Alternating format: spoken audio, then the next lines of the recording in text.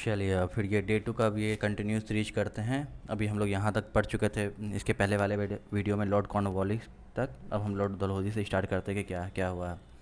हम्म, अब ये वीडियो को ज़्यादा लेंथ नहीं रखेंगे, 15 मिनट का वीडियो का लेंथ रखने का हम कोशिश करेंगे, क्योंकि बहुत ज़्यादा बड़ा हो जाता है तो आप लोगों को हो सकता है कि दिक्कत हो। तो ये हो जाएगा लॉर्ड डलहौजी क्या कर रहे हैं यहाँ पे।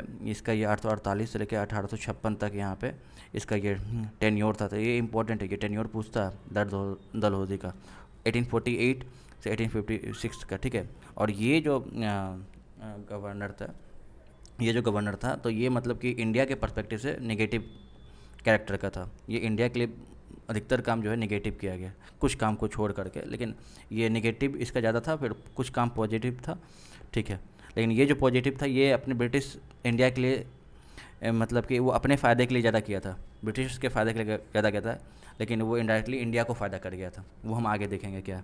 1848 से लेकर 1856 के बीच में ये टेन्योर था। ये इंपॉर्टेंट है, इसको याद रखना है एकदम बाय हार्ट, इसको चाहिए।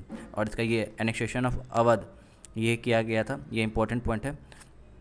और यहाँ पे इसको कि अवध को इसलिए एनेक्स किया गया था कि ये लॉर्ड डलहौजी ये इस पे आरोप लगा रहा था कि यहाँ का जो ये अवध का सही से गवर्नेंस नहीं कर पा रहे हैं, तो मिस गवर्नेंस के चलते इसको अवध को लिया गया था, ठीक है। और इसमें वाजिद अली साहब पे एक्यूज किया गया था। ये इंपॉर्टेंट फैक्ट, ये भी फैक्ट पूछता है, ये इंपॉर्टेंट है।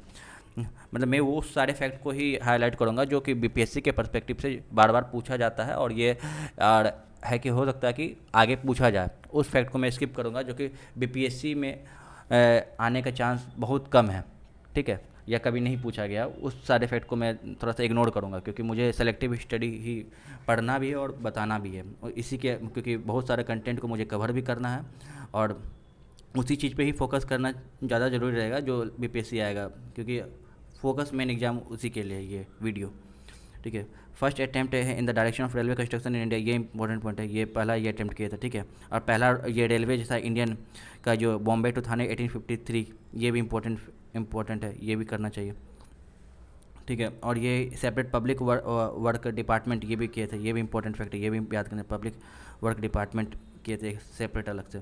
फिर यहाँ पे कि मर्जर हो गया था ये डॉक्ट्रिन ऑफ लेफ्ट, ठीक है। डॉक्ट्रिन ऑफ लेफ्ट को इसको ये यूज किए थे।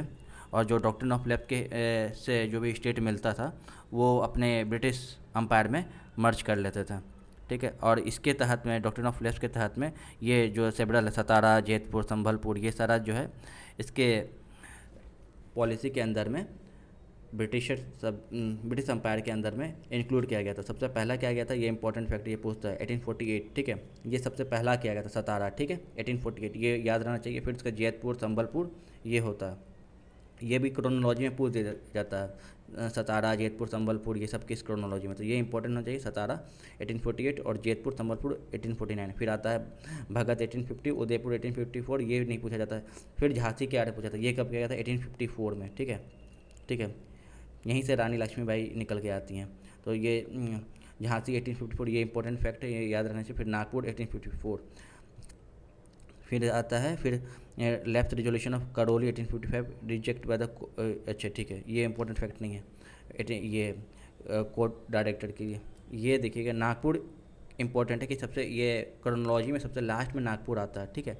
और सबसे पहले सतारा आता है। इसको याद करने का है कि जैसे कि सतारा से क्या होता है कि सत का आता है, तो सत सबसे ऊपर आता है या सबसे पहले आता है, तो इसी उस तरीके से याद करता है। और जो नागपुर से हो गया कि नाग हो गया, और नाग ये क्या था कि नाग जो है वो ज़मीन के नीचे रहते हैं, तो इसलिए सबसे लास्ट में आ गया, ठीक है। तो इस तरीके से हम ट्रिक्स याद करते हैं। सतारा 1848 और ये नागपुर 1854 में आया, तो नागपुर, और झांसी भी 1854 में आया था, ठीक है, ये हो गया। और उसके बाद ये क्या हुआ था कि टेलीग्राफ का भी, इलेक्ट्रिक टेलीग्राफ का इंडिया में यही स्टार्ट किया था, ठीक है। ये start electric telegraph in India, ठीक, ये इंपॉर्टेंट फैक्ट है। फिर उसके बाद आता है in 1854 in place of Sleeman James Outram appointed as a British resident of Awadh. ये उतना इंपॉर्टेंट नहीं है बीपीएससी के हिसाब से, ठीक है।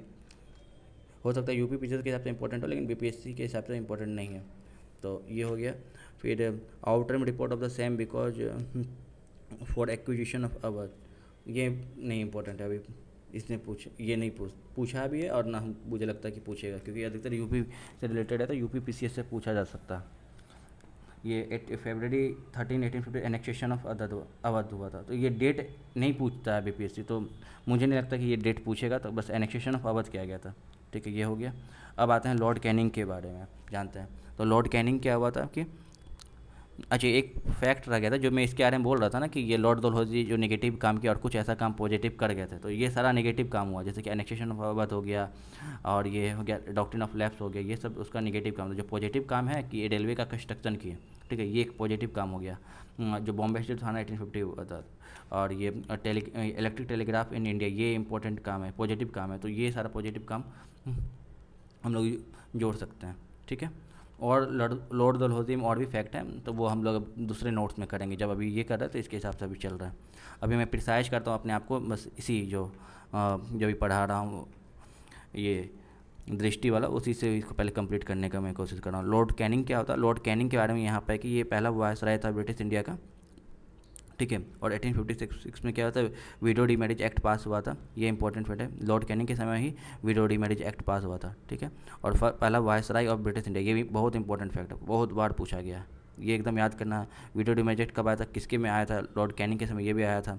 1 नवंबर 1858 का यहाँ पे क्या आता है, क्वीन का यहाँ पे रूल हो जाता है। इसके पहले ईस्ट इंडिया कंपनी रूल करती है, और 1857 रिवोल्ट के बाद ये है कि क्वीन का रूल हो जाता है, तो क्वीन प्रोक्लेमेशन इसी समय ही अनाउंस किया जाता है इलाहाबाद में। तो ये इंपॉर्टेंट है, ये डेट भी इंपॉर्टेंट है, एग्जैक्ट डेट इंपॉर्टेंट है, पूछा जा चुका है। नवंबर 1 1858 याद ही रहना चाहिए एकदम, नंबर 1 1858।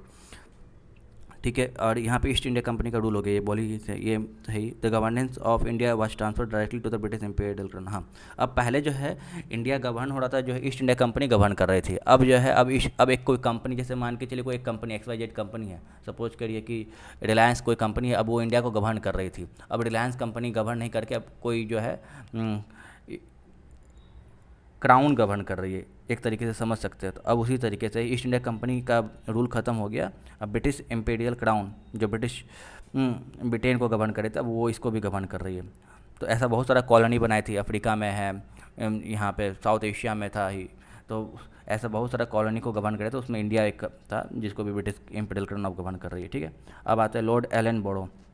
ठीक है, इनका टेन्योर 1842 से 44 के बीच में रहा है। ये इससे टेन्योर तो इम्पोर्टेंट है कुछ अमाउंट में, लेकिन सबसे ज़्यादा इंपॉर्टेंट है कि एबोलिशन ऑफ स्लेवरी, ये मतलब कि पूछा जा चुका है, इसको याद ही रहना चाहिए कि ये स्लेवरी कौन एबोलिश किया था, लॉर्ड एलन बोरो, और ये कौन से ईयर में, ये भी याद रहना चाहिए, 1843। अधिकतर लोगों को मतलब 43 नंबर याद रहता है, 43, तो ये उस हिसाब से याद करता है 1843। और ये स्लेवरी को एंड किया था, स्लेवरी एंड हुआ था 43 में, और ये एलन बोरो। ठीक है, तो अब ये क्या हुआ था कि हम लोग पढ़ते हैं ना कि स्लेवरी को एलिमिनेट कर देंगे, उसको ख़त्म कर देंगे, एबोलिश कर देंगे, तो उस तरीके से ट्रिक से याद कर सकते हैं कि स्लेवरी को कौन एलिमिनेट किए, एलन बोरो, एलन बोरो, एलन, ये साउंडिंग बहुत आ रहा, तो उसी तरीके से एलन बोरो स्लेवरी को ख़त्म किए और 1843। ठीक है, और इसमें मर्जर हो गया था किसका, सिंध का मर्जर हुआ था। ठीक है, इसमें सिंध का मर्जर हुआ था, एक मिनट रुकिएगा,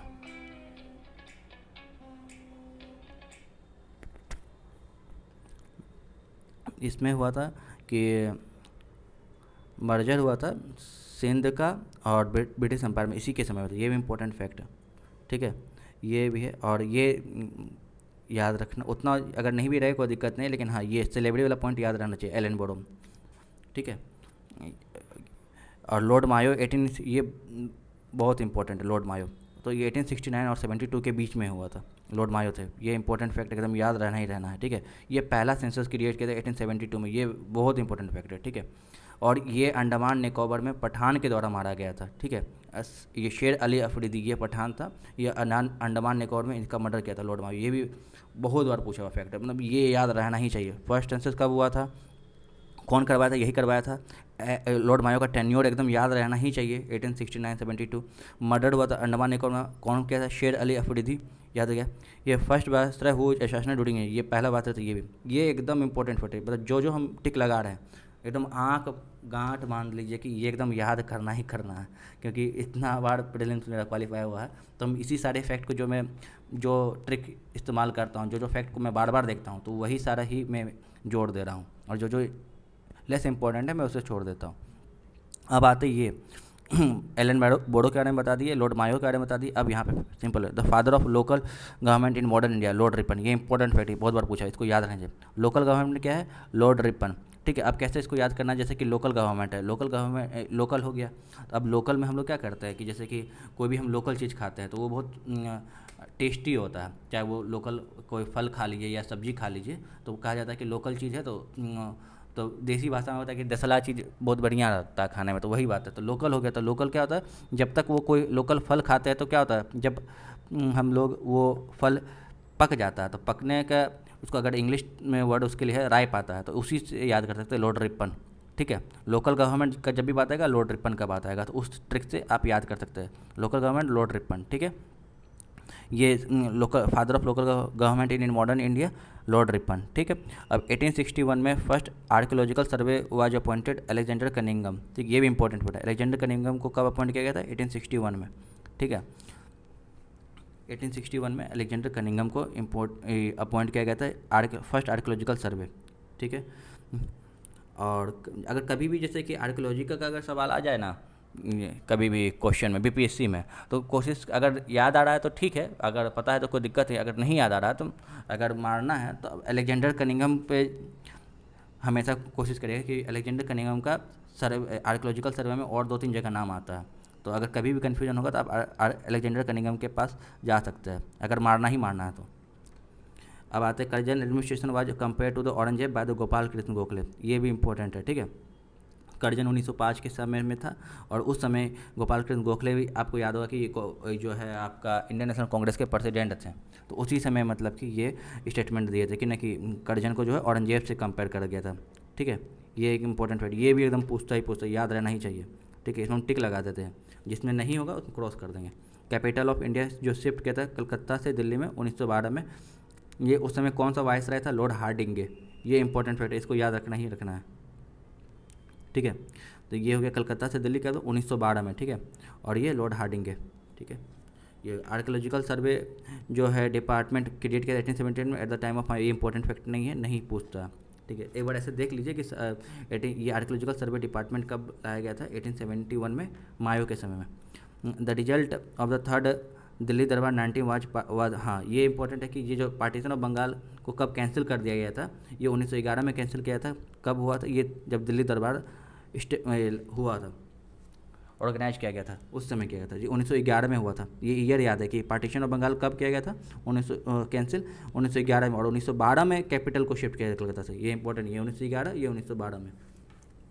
ठीक है, ये इंपॉर्टेंट, ये याद रहना चाहिए। अब आते हैं कि ये वाले, अब एक्टिविटी और गवर्नर जनरल का, ये डॉक्ट्रिन ऑफ लेफ्ट क्या है, कौन लाया था? ये डलहौजी लाया था, इंपॉर्टेंट है। ठीक है, इसको ऐसे याद करते हैं कि doctrine of left, D for doctrine, D for Dalhousie. ठीक है, पार्टीशन ऑफ बंगाल 1900 ये कब हुआ गया था? ये करजन लाया था, ये बहुत इंपॉर्टेंट फैक्ट है, इसके बारे में मेंस में बहुत डिटेल में पढ़ना है। तो कि लॉर्ड करजन ये 1905 में किए थे, तो उस समय ये था। तो ये मुझे नहीं लगता इसके लिए कोई ट्रिक की जरूरत है। ठीक है, इतना ऐसे भी कर सकते हैं। पार्टीशन के मतलब कि क्या, बंगाल को 2 पार्ट में कट कर दिया, तो कौन कट किया? करजन कट किया था, C for cut, C for Curzon. ठीक है, उस तरीके से। अब डुअल गवर्नमेंट इन बंगाल। ठीक है, ये जो डुअल गवर्नमेंट में क्या होता था, नहीं बोले कि जो फौजदारी हो गया और जो दीवानी, इसके पहले वाले वीडियो में भी बताया था, आप देख सकते हैं उसमें कि फौजदारी और जो दीवानी के बारे में बताया कि कैसे ये लोग अपना रोल प्ले करते हैं। तो यहाँ पे ये जो डुअल रोल हुआ था, तो डुअल रोल कौन लाया था? कि क्लाइव लाया था, रॉबर्ट क्लाइव। ठीक है, तो ये फौजदारी राइट और फौजदारी और दीवानी, ठीक है, 2 रोल लाया था, ये क्लाइव किया था। ठीक है, अब सोशल रिफॉर्म, अगर अभी आगे और पढ़ेंगे, वेंटिक के बारे में पढ़ेंगे, तो वो सोशल रिफॉर्म जो है ना, अधिकतर सोशल रिफॉर्म मतलब पढ़ ही चुके हैं यहाँ पे। इसके अच्छे इसके पहले वाले वीडियो में पढ़े हैं, मतलब विलियम बेंटिक। इसलिए हम लोग को पता है विलियम बेंटिक क्या कि सती को एबॉलिश किए थे, फिर ठगी को रोके थे, इस बहुत तरह के फीमेल इन्फेंटिसाइड को ख़त्म किए थे। तो ये सारा लो लाने वाला है। ये विलियम बेंटिक जो है ना, इंडिया के परस्पेक्टिव से बहुत अच्छा काम किया। तो ये सोशल रिफॉर्म के लिए बेंटिक, ये याद रखना। ये ऐसे ही आपको याद हो जाएगा, इतना सारा पॉलिसी लाएगा, तो ये सारा चीज़ आपको याद रखना ही रखना है। अब हमारे पास सिर्फ 1 मिनट बचा है। अब 1 मिनट में मुझे लगता है कि ये कंप्लीट नहीं हो पाएगा लैंड रेवेन्यू सिस्टम और ये, तो अब इसको हम नेक्स्ट वीडियो में हम इसको बनाते हैं, ठीक है। चलिए तब मिलते हैं नेक्स्ट वीडियो में।